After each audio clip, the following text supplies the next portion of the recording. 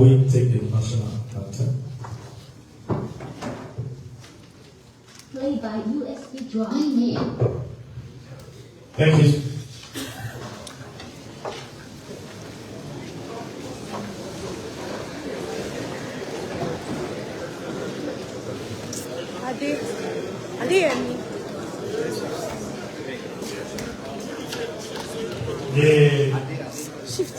The Inspector General of Police of the Federal Republic of Nigeria, IGP Olukayode Adeolu Egbetokun, KD, of the Nigeria Police Medal and Fellow of Society for Peace Studies and Practice, Deputy Inspector General of Police, and other members of the Force Management Team that are here, Assistant Inspectors General of Police, Commissioners of Police, other very senior officers that are here present, our whole people, the gallant members of the press, ladies and gentlemen. I want to officially welcome you to this IGP's conference with senior officers from the rank of Commissioner of Police and above. Today, 23rd July 2024, at the Peacekeeping Hall, Force Headquarters, Abuja, where the IGP intends to discuss topical issues pertaining to security of our dear country with strategic commanders and managers of policing across the length and breadth of this country. It has been a practice that on a regular basis the IGP meets, deliberates, and of course evaluates our strategies to make sure we equip Nigerians perfect security networking in this country. According to Tony Blair, the former Prime Minister of the United Kingdom, he said, a nation is secure not just when its borders are safe, but when its people feel safe and secure in their daily lives. And that's why the police, as the lead security agency when it comes to internal security of this country, must make sure they take the bull by the horn in making sure we design and perfect our anti-crime strategies to make Nigerians safe. Today, we are here again to have yet another conference to discuss as usual. On that note, I want to respectfully invite the 22nd Indigenous Inspector General of Police of the Federal Republic of Nigeria, the one I call NPF 01, is a zero over time. IGP Olukayode Adeolu Egbetokun, take the NPM to please address this noble gathering this afternoon. Can we please appreciate the Inspector General of Police as a man of the podium to address us here this morning?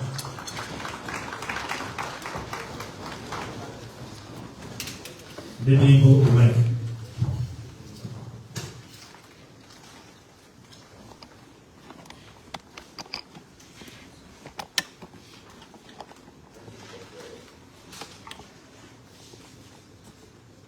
Can we please have a seat?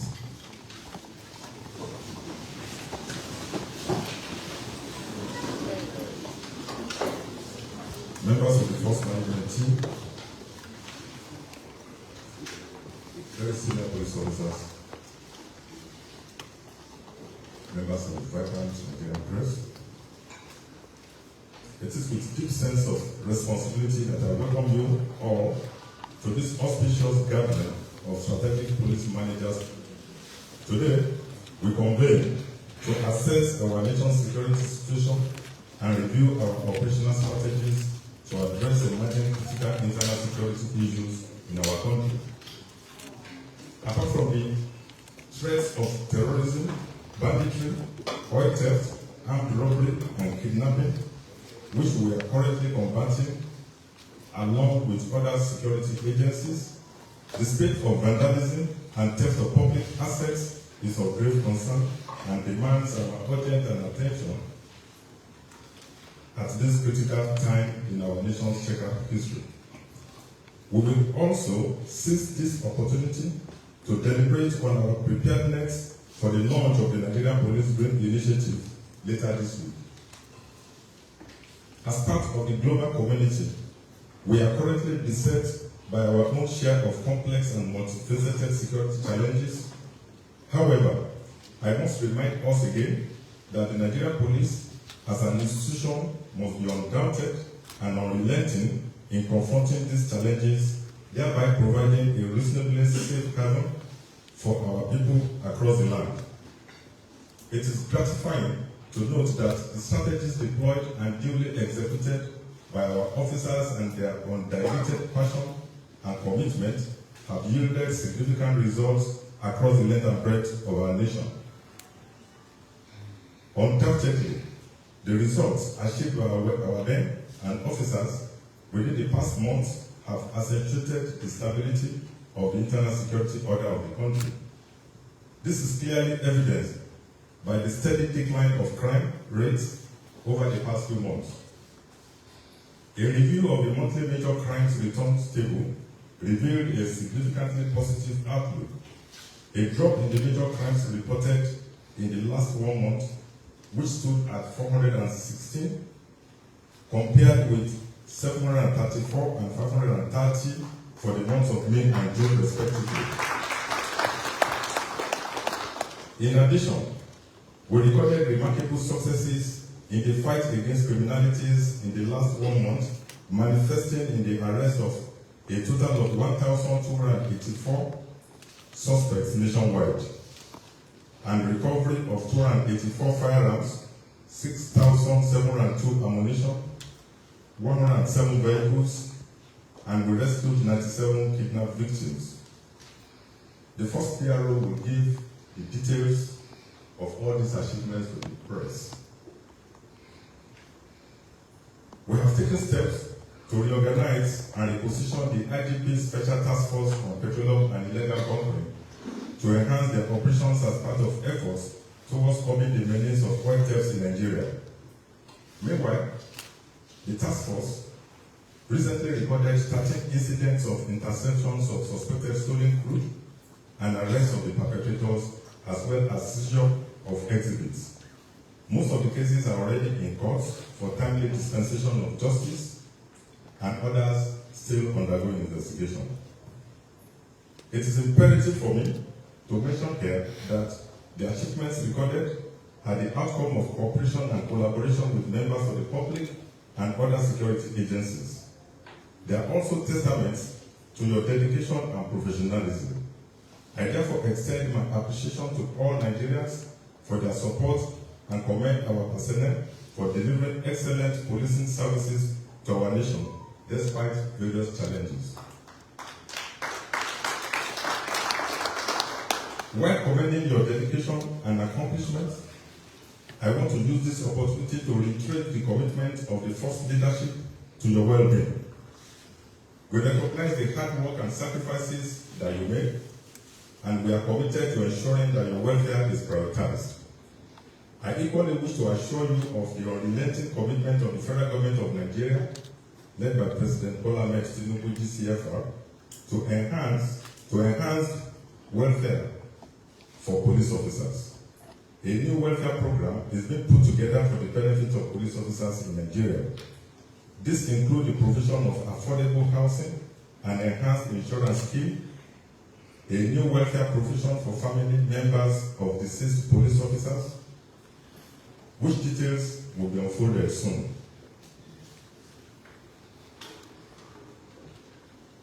At this juncture, I want to take our attention to the issue of pervasive vandalism and theft of public properties and components of critical public infrastructure, such as manhole covers, rail lines, and public lights, with its devastating negative consequences on national development.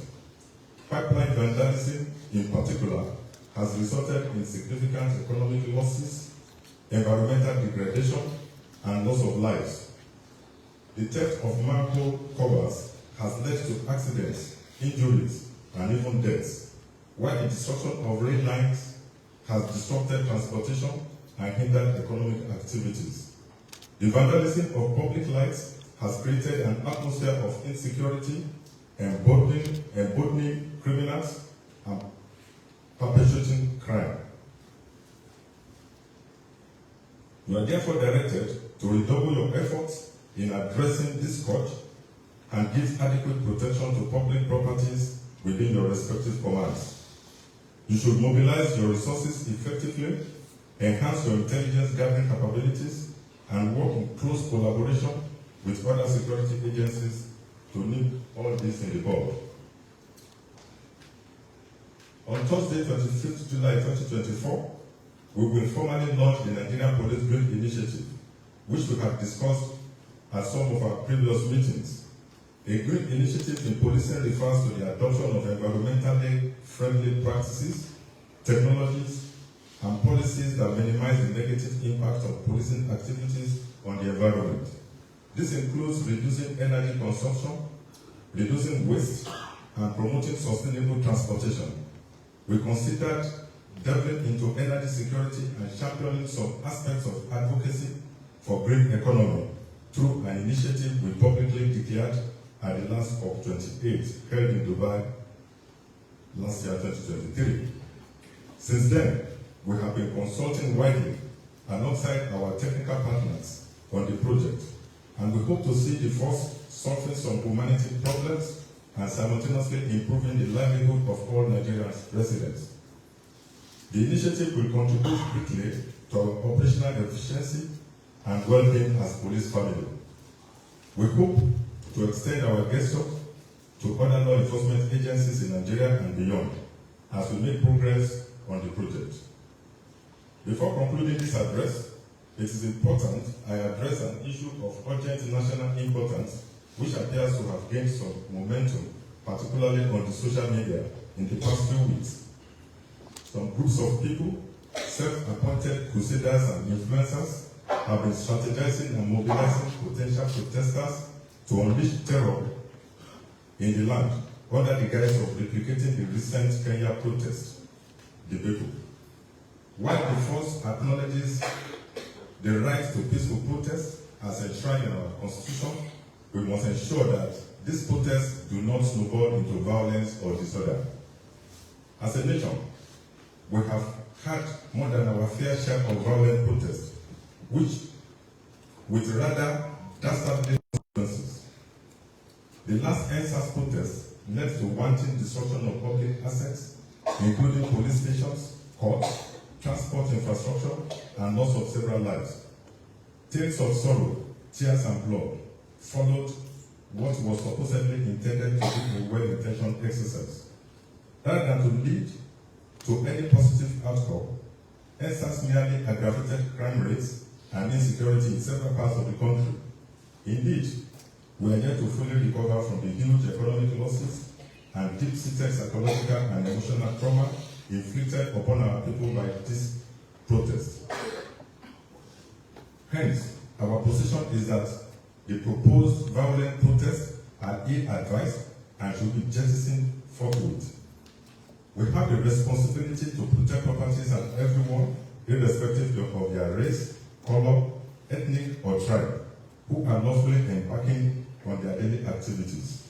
We will therefore not sit back and fold our arms to watch violent extremists unleash violence on our peaceful communities, or destroy any of our national critical infrastructure and assets again. We have mapped out plans to ensure that no individual or group succeed in fostering a reign of terror and of anarchy on other law-abiding and peace-loving Nigerians. Consequently, I want to seize this opportunity to clearly sound a note of serious warning to hoodlums who might want to take laws into their hands in the name of protest, to have a routine as we will not fold our arms and allow our beloved country to be set on fire. Our duty is to protect lives and properties of citizens, and this we are committed to discharging professionally. We will, however, continue to protect the rights of citizens to peaceful protest as we have always done in the past. My honest advice is for Nigerian youth to avoid being used and lured to unwittingly do the biddings of those who are promoting selfish and inordinate ambition. At this juncture, I would like to express our sincere gratitude to President Bola Ahmed Tinubu, GCFR, the President and Commander-in-Chief of the Armed Forces of the Federal Republic of Nigeria, for the unwavering support his administration has given to the Nigerian Police Force. We are deeply appreciative of the President's security sector reform agenda, which has been a significant source of motivation for us. His leadership and commitment to nation building has been a beacon of hope for our country, and we are honored to serve under his guidance. I would like to express my heartfelt appreciation to all well-meaning Nigerians for their understanding and support. I also commend the personnel of the Nigerian Police Force across all ranks for their dedication to our shared policing vision and their tireless efforts at implementing strategies to restore internal security. I congratulate all members of the Nigerian Police Force over the recent positive rating by the United Nations Office on Drugs and Crime UNODC as the most improved agency in anti-corruption in Nigeria. The report is a testimonial to our commitment to changing the present police narratives in the country. I urge you all to show more commitment to upholding the highest standard of integrity and public trust in the discharge of your duties. I am confident that the 2025 report will be better. While we have made notable progress in combating crime and criminality, our work is far from being over. I charge you all to increase your level of commitment to duty and scale up service delivery in your respective commands. We can build a safer and more secure Nigeria for all together.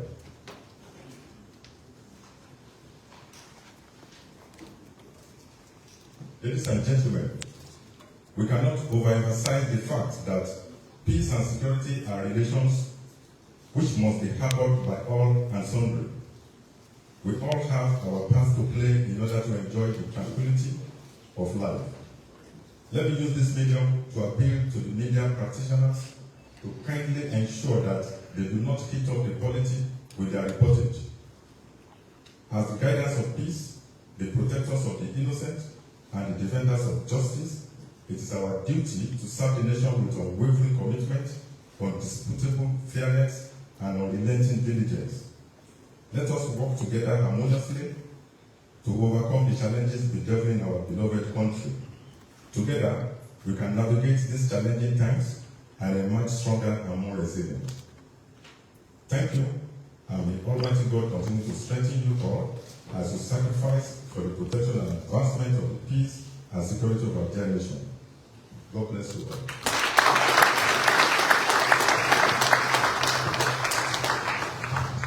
You can do better for the Inspector General of Police. Another round of applause.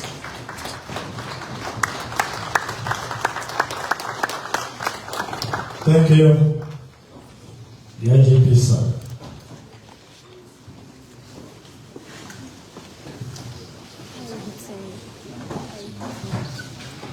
The IGP has just addressed us, and I'm sure the IGP's speech was loaded, so meaningful to us, so tantalizing. Thank you, the IGP, for showing us the leadership we need to do our job. The former Chancellor of Germany, one Mrs. Angela Merkel, once said, the biggest threat to internal security is not external enemies, but internal division and discord. The furtherance of this message of the IGP to all of us, particularly the youth and the media, is to make sure that we cement our unity in this country so that we can have a better and more secure nation for all of us. Gentlemen of the press, I always say if I were to bring the church, they say offering time and blessing time. But this one, a question time and blessing time for journalists. Because of our time, we're just going to take one or two questions. So if you have any intervention, if you have any question, Francis, NTA.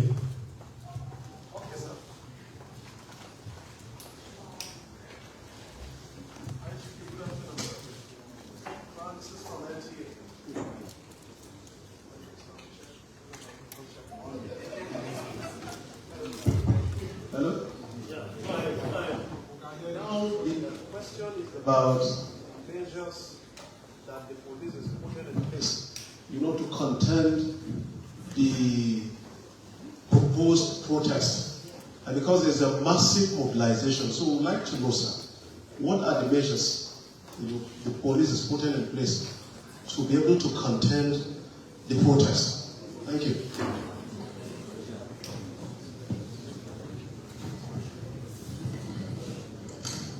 We have to take two. A man has spoken on behalf of the men. A woman should speak on behalf of the women in the house. Unfortunately, okay, Ada, you are too far from your colleague. Why? Ada, AIT, please.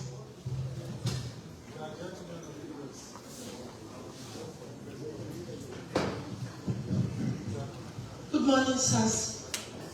IGP, you mentioned in your speech, as you were reading out some of your achievements, the consequences of economic sabotage by the pipeline vandalizers and oil thieves. But you did not mention what the police is doing to curtail the menace. Thank you, sir.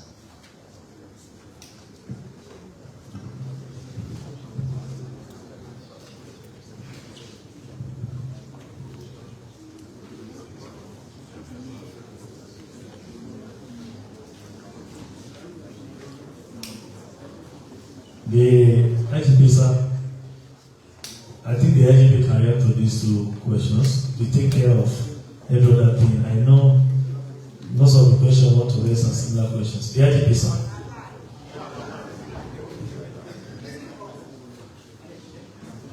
You have any question? Okay, Lucky Channels.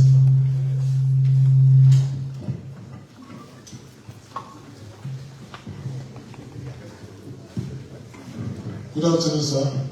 My name is Lucky Isawole. I work for Channels Television. Sir, under our constitution, citizens have the right to peaceful protest. But this one, in your speech, you have judged the protest, even before it has taken place, to be a violent one. Are you trying to ensure that citizens do not ventilate their grievances? Thank you.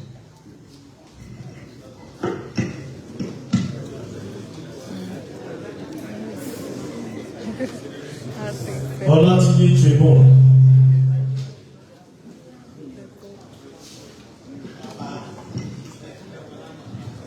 The IGP, sir, good afternoon. This question I'm going to ask concerns all police officers from constable to DIG. It's about the cooperative society, which the police is being run. Some retired officers will leave job after a few months. You see them outside. These people that have been pursuing criminal, they will get to their bank. They will not have anything there. We learn that money has been invested or mismanaged. Please, we want you to see to it that a retired officer who retired today can go there tomorrow and take from his life saving to do something to take care of him or herself. Thank you, sir. Sheikh Moflaki of Nigerian Tribune. God bless you. Thank you. I think we are done with question time.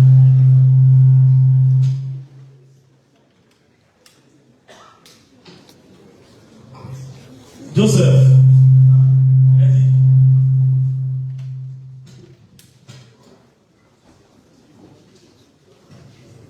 Good afternoon, the IGP.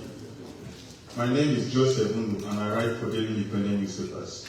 Sir, I want to commend you for your renewed vigor in tackling the issue of vandalism of our national critical infrastructures.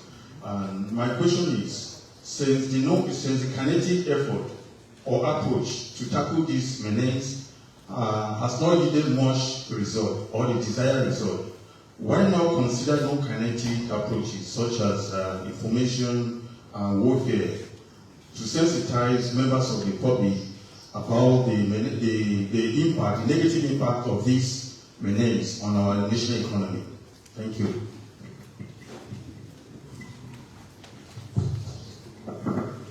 Is that all? Thank you. Who is the person? Odita.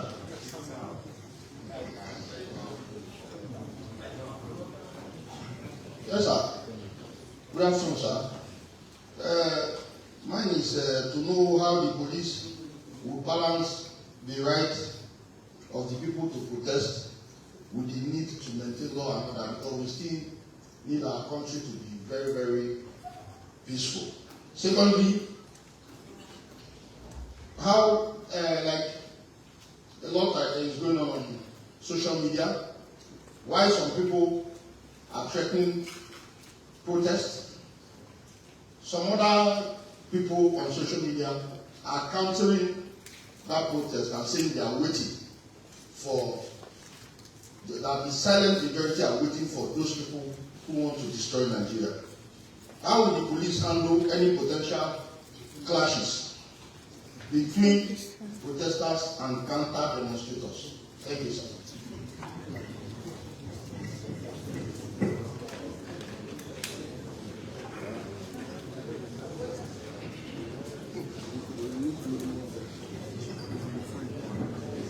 Gentlemen of the press, are we okay? Can I get an IGP response to these issues? Okay.